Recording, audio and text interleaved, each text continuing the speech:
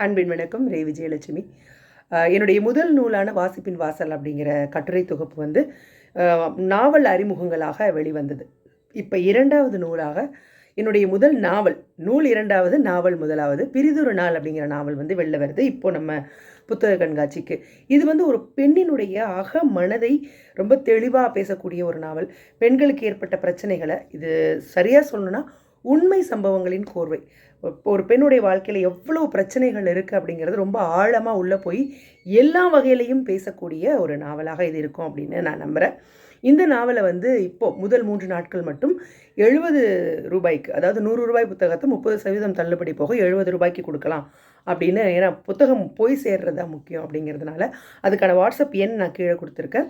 இந்த புத்தகத்தை வேணுன்றவங்க அந்த வாட்ஸ்அப் எனக்கு இன்றும் நாளையும் தொடர்பு கொண்டால், அதாவது ஜனவரி 2, ஜனவரி 3 தொடர்பு கொண்டால் 30% தள்ளுபடியில் கொடுக்கப்படும். நன்றி.